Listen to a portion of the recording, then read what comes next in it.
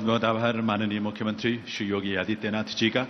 और देवीय सज्जनों, आप सबकी करतल ध्वनि के साथ अब निवेदन है माननीय प्रधानमंत्री श्री नरेंद्र मोदी जी से कि वे अपने संबोधन से हम सबका मार्गदर्शन करें, हम सबको प्रेरणा दें। माननीय प्रधानमंत्री श्री नरेंद्र मोदी जी।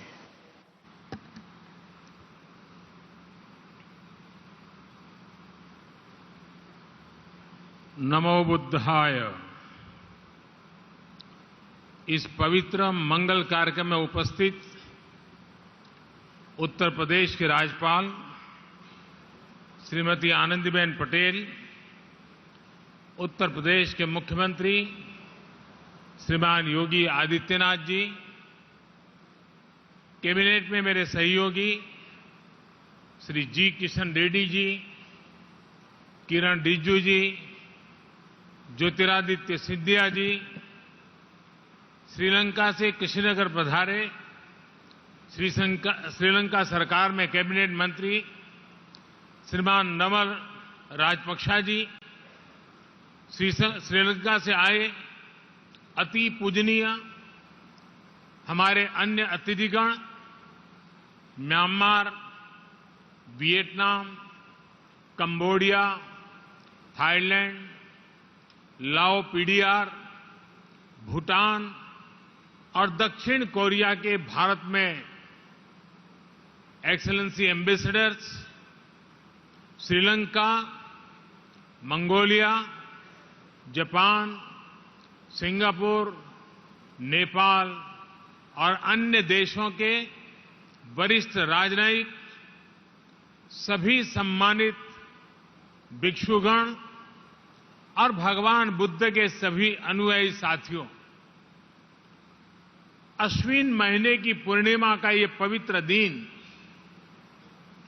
कुशीनगर की पवित्र भूमि और अपने शरीर अंशों रैलिस के रूप में भगवान बुद्ध की साक्षात उपस्थिति,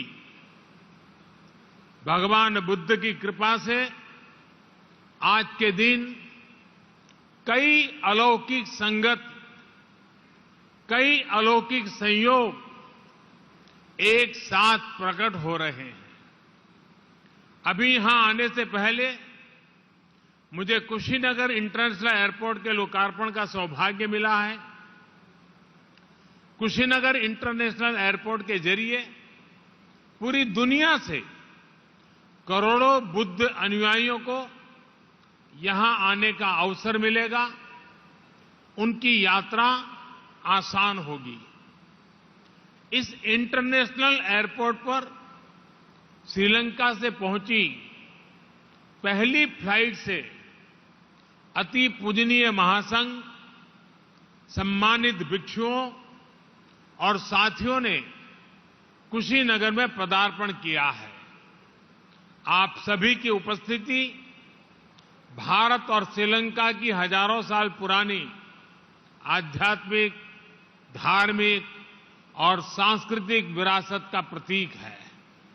साथियों, हम सभी जानते हैं कि श्रीलंका में बौद्ध धर्म का संदेश सबसे पहले भारत से सम्राट अशोक के पुत्र महेंद्र और पुत्री संघमित्रा लेकर गए थे।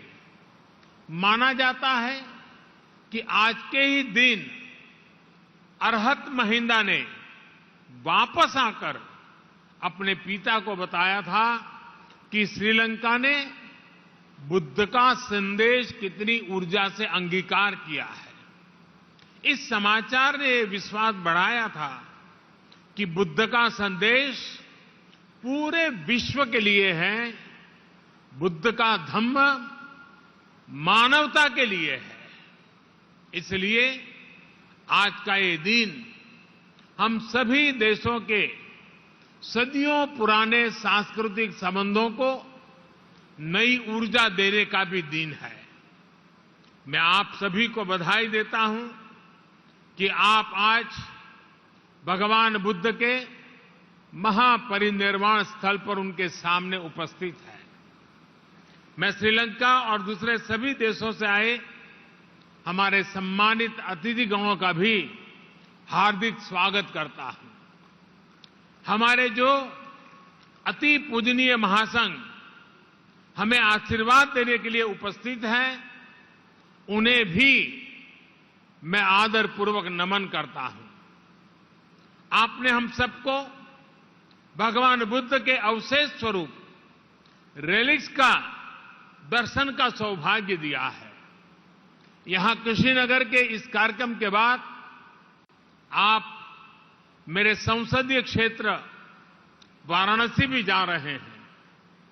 आपकी पवित्र चरण रज वहां भी पड़ेगी, वहां भी सौभाग्य लेकर आएगी। साथियों, मैं आज इंटरनेशनल बुद्धिस्ट कॉन्फेडरेशन के सभी सदस्यों को भी बधाई देता हूं। आप जिस तरह आधुनिक विश्व में भगवान बुद्ध के संदेश को विस्तार दे रहे हैं, वह वाकई बहुत सराहनीय है। आज इस अवसर पर मैं अपने पुराने सहयोगी श्री शक्ति सिन्हा जी को भी याद कर रहा हूं। इंटरनेशनल बुद्धिस्ट कॉन्फेडरेशन के डीजी इसके तौर पर कार्य कर रहे शक्ति सिन्हा जी का कुछ दिन पहले ही स्वर्गवास हुआ है। भगवान बुद्ध में उनकी आस्था, उनका समर्पण हम सब के लिए एक प्रेरणा है। साथियों, आप सभी जानते हैं आज एक और महत्वपूर्ण अवसर है, भगवान बुद्ध के तुलसीता से वापस धरती पर आने का। इसलिए आश्विन पूर्णिमा को आज हमारे भिक्षुगण अपने 3 महीने का वर्षावास भी पूरा करते हैं। आज मुझे भी वर्षावास के उपरांत संघ भिक्षुओं को चीवर दान का सौभाग्य मिला है।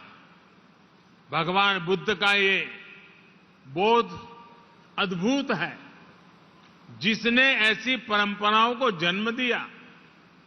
बरसात के महीनों में हमारी प्रकृति, हमारे आसपास के पेड़ पौधे नया जीवन ले रहे होते हैं।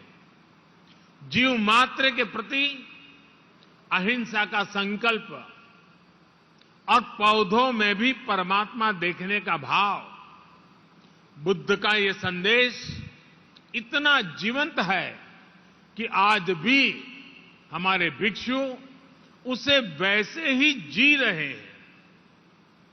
जो साधक हमेशा क्रियाशील रहते हैं, सदैव गतिशील रहते हैं, वो इन 3 महीनों में ठहर जाते हैं, ताकि कहीं कोई अंकुरित होता हुआ कोई बीज कुचल न जाए, निखरती हुई प्रकृति में अवरोध न आ जाए।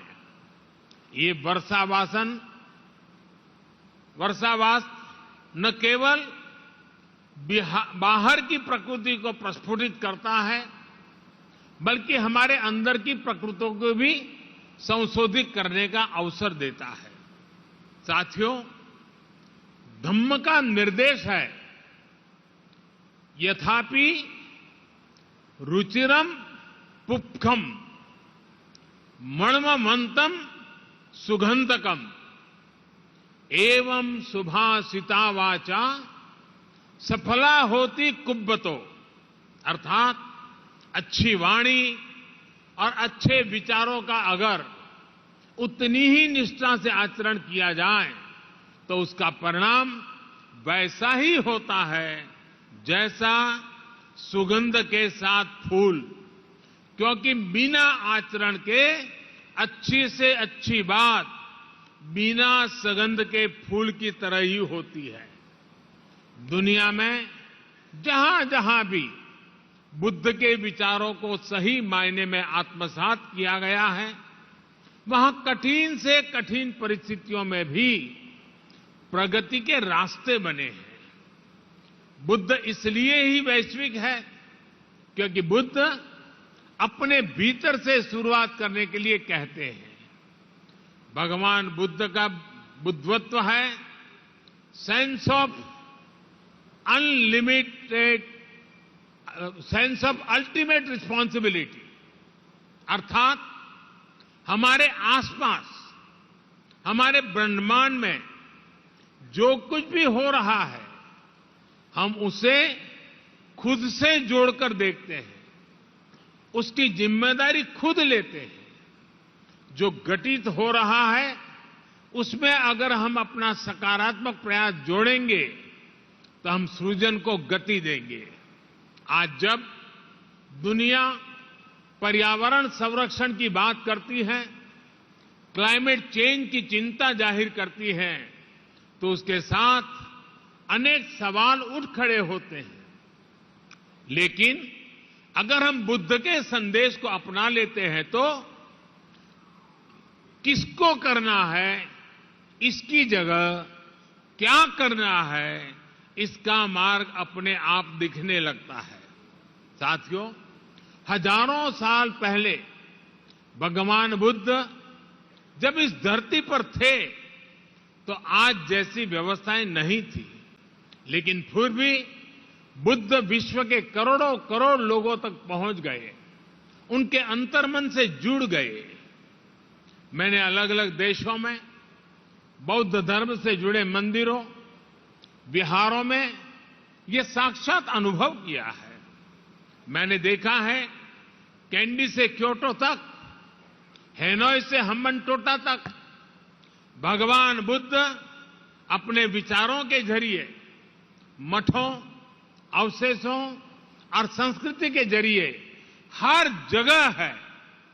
ये मेरा सौभाग्य है कि मैं कैंडी में श्री डलाडा मैला गोवा वहां दर्शन करने पहुंचा था।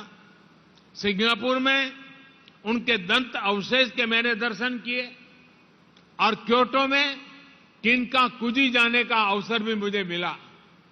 इसी तरह साउथ ईस्ट कंट्रीज के भिक्षुओं का आशीर्वाद भी मुझे मिलता रहा है। अलग अलग देश, अलग अलग परिवेश, लेकिन मानवता की आत्मा में बसे बुद्ध सबको जोड़ रहे हैं। भारत ने भगवान बुद्ध की इस सीख को अपने विकास यात्रा का हिस्सा बनाया है, उसे अंगीकार किया है।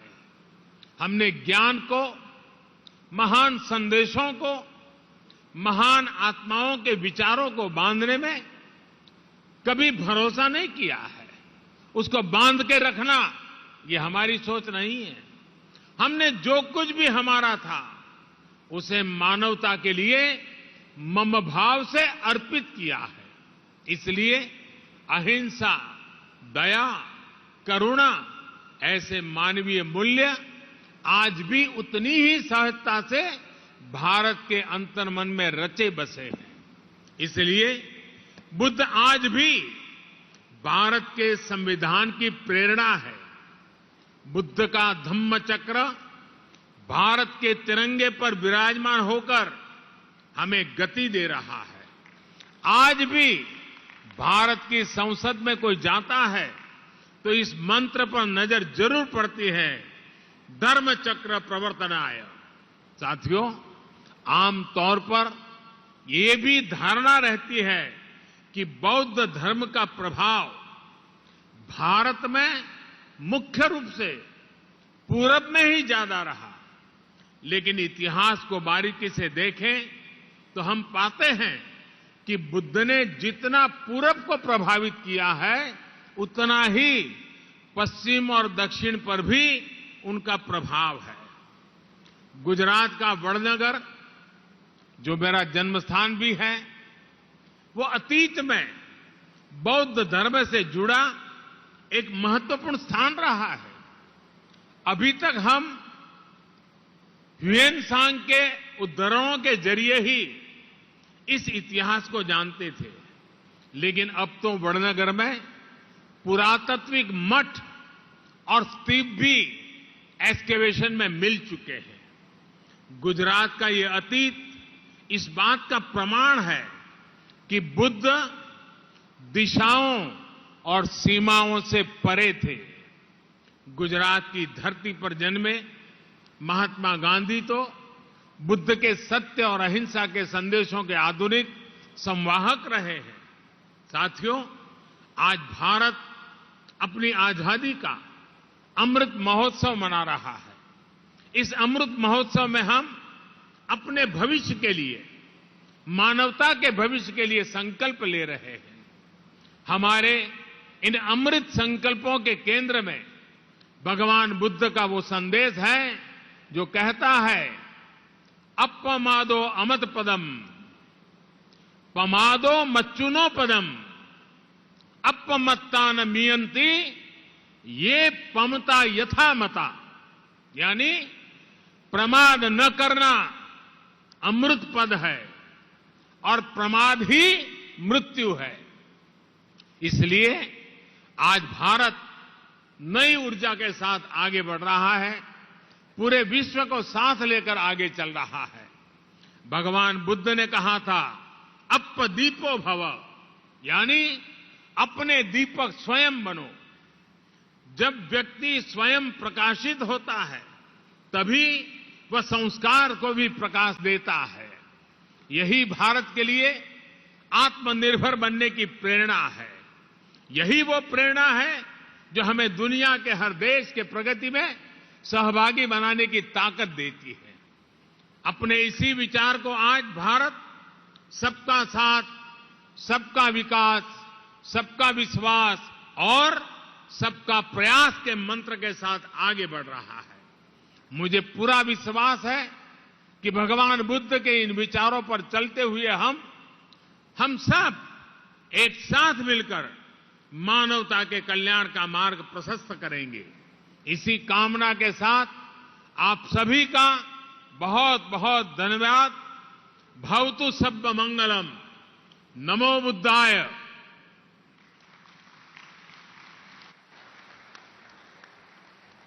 मोदी को आप सुन रहे थे। बहुत बहुत आभार माननीय प्रधानमंत्री श्री नरेंद्र मोदी जी का, उनके इस प्रेरक संबोधन के लिए और यहां उनकी गरिमामय उपस्थिति के लिए। देवीय सज्जनों, माननीय प्रधानमंत्री महोदय के इस संबोधन के साथ ही आज का अभिधम्म दिवस के अवसर पर आयोजित यहां का कार्यक्रम संपन्न होता है। माननीय प्रधानमंत्री महोदय का तो कुशीनगर दौरे पर पहुंचे प्रधानमंत्री नरेंद्र मोदी को अभी आप सुन रहे थे, उन्हें देख रहे थे। अपने संबोधन में उन्होंने जो भी बातें कही वो आप तक हमने पहुंचाई हैं। फिलहाल एक छोटे से ब्रेक के लिए रुक रहे हैं, जल्द लौट रहे हैं।